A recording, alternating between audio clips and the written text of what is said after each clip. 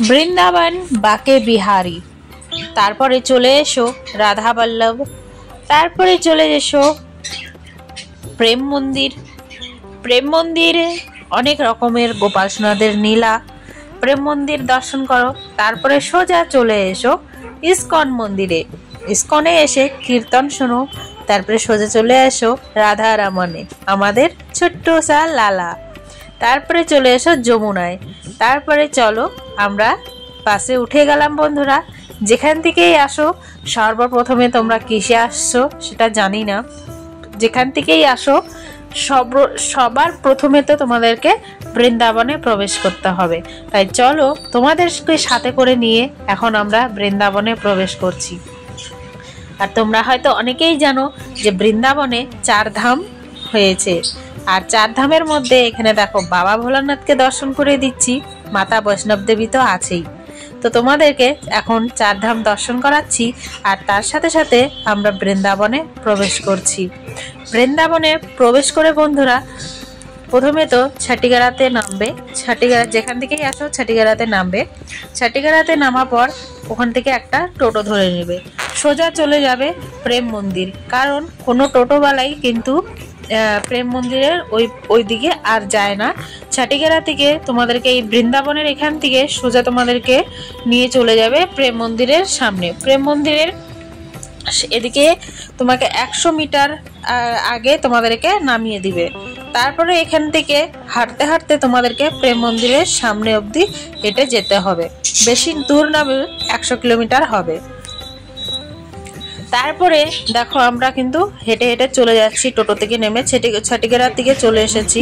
তো তোমরা বৃন্দাবনে আসলে কি কি করবে বন্ধুরা, এই ভিডিওর মাধ্যমে খুব সহজভাবে তোমাদেরকে আমি বুঝিয়ে দিচ্ছি যে খুব সহজে একদিনে বৃন্দাবন কিভাবে দর্শন করবে। তো দেখো আমরা চলে এসেছি প্রেম মন্দিরে। আর প্রেম মন্দিরে খুব সুন্দর সুন্দর দর্শন তোমরা করতে পারবে এসে। আর প্রেম মন্দিরে সন্ধ্যা অবধি থাকার চেষ্টা করবে, একটু বিকেলের দিকে ঢুকবে আর সন্ধ্যার অবধি মানে সন্ধ্যার দিকে প্রেম মন্দিরে থাকার চেষ্টা করবে লাইটিং দেখার জন্য। তারপরে দেখো চলে এসেছি আমরা বাকি বিহারী মন্দিরে। আর বাকি বিহারীতে প্রচণ্ড ভিড় হয় বন্ধুরা, তো সেটা তোমাদের সাবধান মতো আসবে। তারপরে বাকি বিহারীকে দর্শন করে সোজা আমরা চলে আসবো রাধা বল্লভে। আর এখন তো 40 দিন বৃন্দাবনে হোলি চলছে, তাই এখানে দেখতে পাচ্ছ হোলি। আর তারপরে আমরা চলে যাব রাধা বল্লভ থেকে ছোট আমাদের রাধা রমন। তারপরে আমরা রাধা রমনকে দর্শন করে সোজা চলে যাব ইস্কন মন্দিরে। ইস্কন মন্দিরে গিয়ে ইস্কন মন্দিরে রাধা মাধবকে দর্শন করব।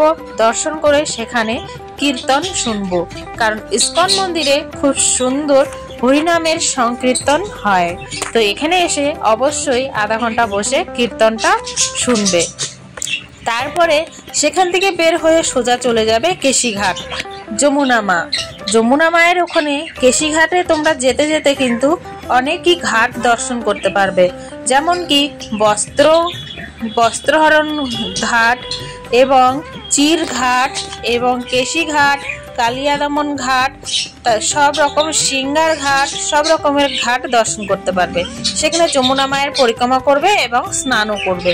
তারপরে সোজা চলে আসবে গিরি গোবর্ধন বাস ধরে।